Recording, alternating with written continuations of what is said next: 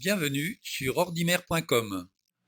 Nous allons découvrir comment sauvegarder son iPad avec iTunes sur un ordinateur.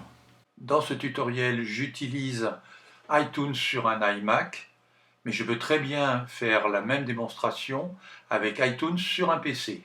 La quantité disponible pour la sauvegarde dépend de l'espace libre du disque dur sur l'ordinateur. Elles peuvent être utilisées indistinctement sur un ordinateur sous Windows ou sur un ordinateur Mac avec OS X. L'avantage par rapport à une sauvegarde sur iCloud, c'est qu'elle n'utilise pas les 5 gigaoctets que Apple offre à ses clients, et on le sait qu'une sauvegarde peut devenir très importante avec les applications, les photos, les documents et les vidéos. Alors pour commencer la sauvegarde, on doit dire en préambule qu'il faut faire la sauvegarde toujours sur le même ordinateur.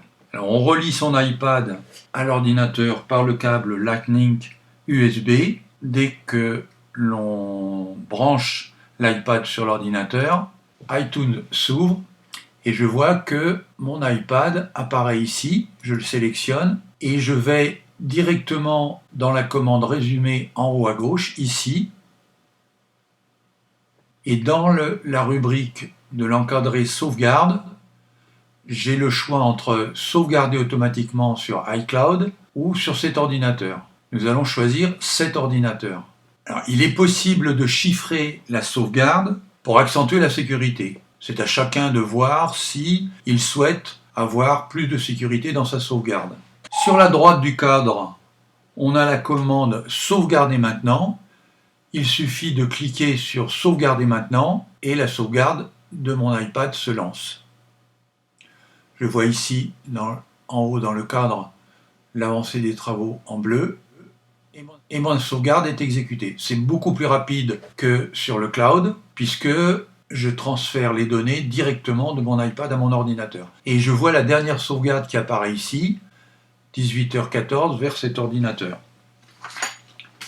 Pour connaître le détail de ma sauvegarde, je vais dans iTunes Préférences, je choisis Appareil et je vois ici les sauvegardes qui ont été effectuées sur mon ordinateur et je vois bien que l'iPad de Joël a été sauvegardé aujourd'hui à 18h14. Je fais OK et nous venons de sauvegarder l'iPad de Joël. À partir de cette sauvegarde, il est possible de restaurer les données que l'on a enregistrées aujourd'hui sur un iPad. Cela est utile lorsque je change d'appareil. Je passe d'un iPad ancienne génération à un iPad R2 par exemple, et je veux retrouver exactement tous les mêmes éléments que sur celui-ci.